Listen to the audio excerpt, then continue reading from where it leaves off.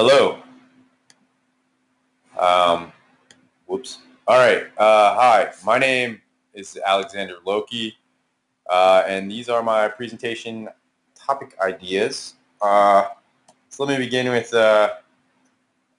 advanced speaking and listening. I'd like to create, actually not just a unit. I should change that to the word curriculum on controversial topics. And I think it would be important because I teach at Towson University where we have 5 levels of speaking and listening. And if you pass the first 4, which are all undergrad related, preparing you for the university level uh, world of English, you can take our level 5 course. And that's the graduate level course. And a lot of times there's a huge rift between people who are capable of passing level 4 but still have trouble level 5. And I wonder, as the level 4 teacher, if I'm not forcing my students to be uncomfortable enough with not just the language, but the content of the material. So I want to start a controversial topics curriculum. And in the beginning, I think it would be really important because students could, they would use their own methods of research to create a list of controversial topics that mean something to them. And it could be from their own country. They would really elucidate new knowledge for us cross-culturally in my classroom. So I'd also like to share some of the stapled controversial topics that exist in the United States as well. And it'd be a really, really intense English class, but I think it would be very professional.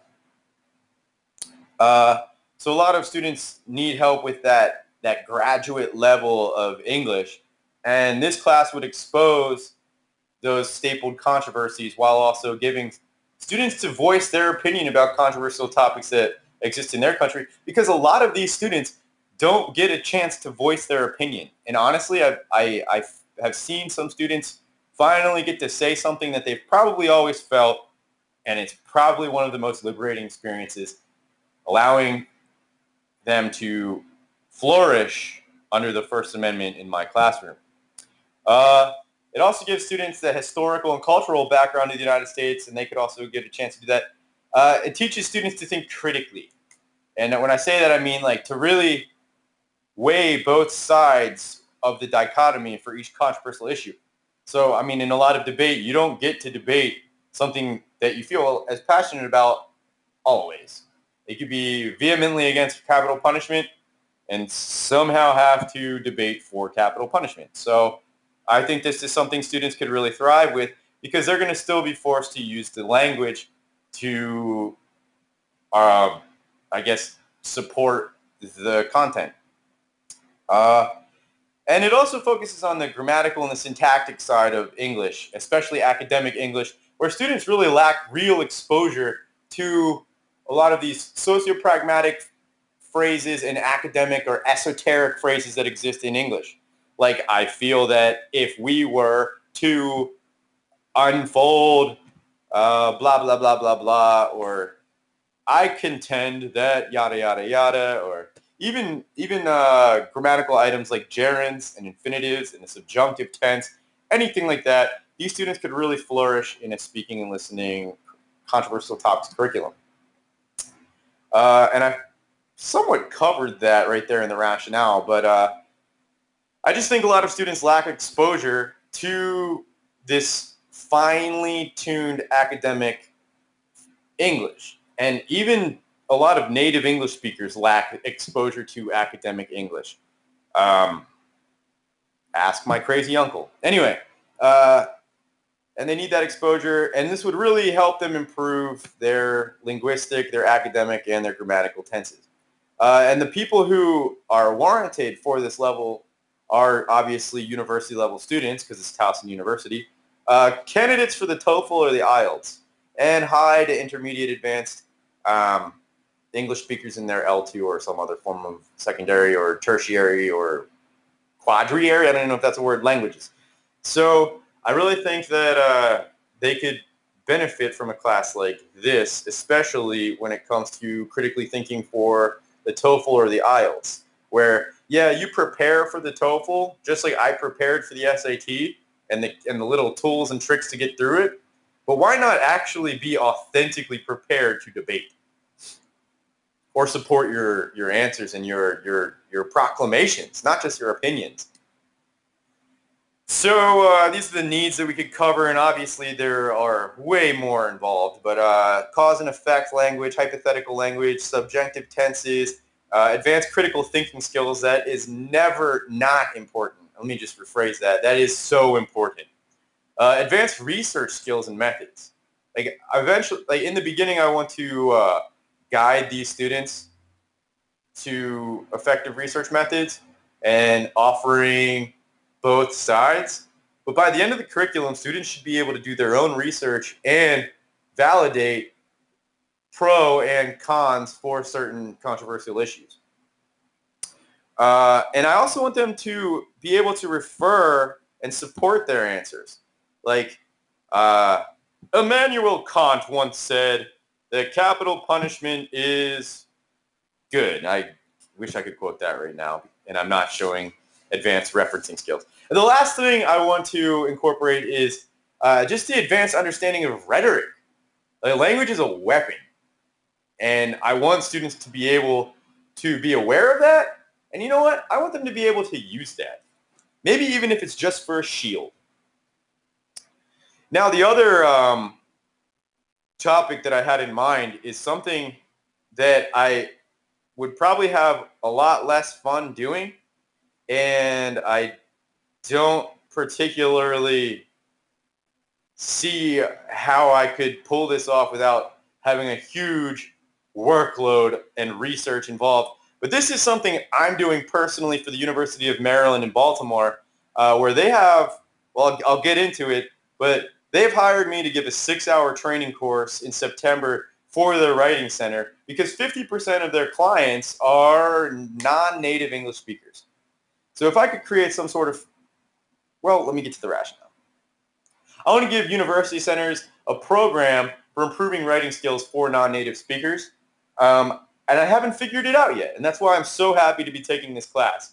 I really think that if they had just an ace in the sleeve, per se, for any demographic of non-native speakers coming into the writing center, what to anticipate and how to respond to any errors that these students may repeat or just encounter. I also want to create a clear, not just method, but program for them to improve their skills.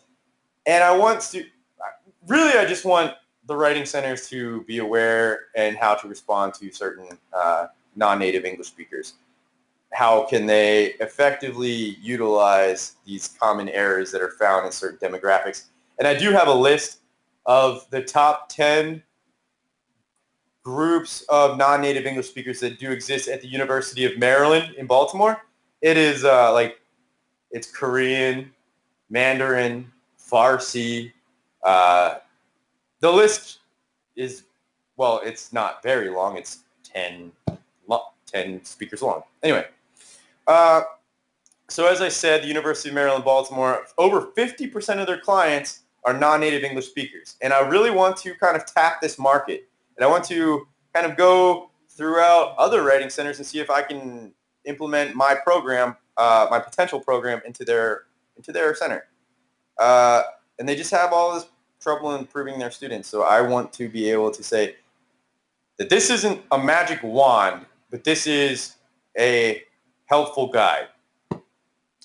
And now who am I focusing on? Am I focusing on the ELL client, or am I focusing on the supervisors or the staff? And really, this is going to be, I guess, catered to everybody, but I would really like to have a mano-a-mano kind of conversation with the instructors and the staff members of this program. So that's something that I think everyone can benefit from. but it's going to be an in-depth analysis of like 5 to 10 ELL demographics for instructors. So it's going to be very layered. And the last thing I'd just like to get to is, I'm sorry. I want to identify the demographics that they're dealing with, 5 to 10,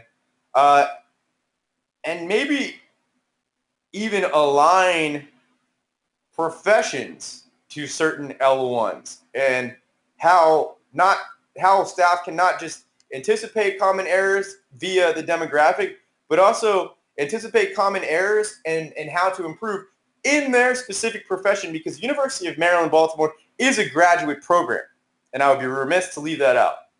These graduate engineers do not want to know legal terms.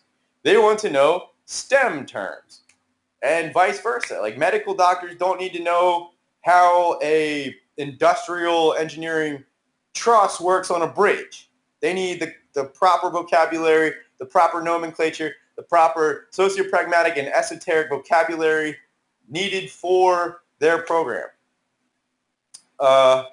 And just again, with all of these problems, like, I want to be able to break apart the grammatical inconsistencies. I want the staff to be aware of interlanguage and these things that we study that they don't.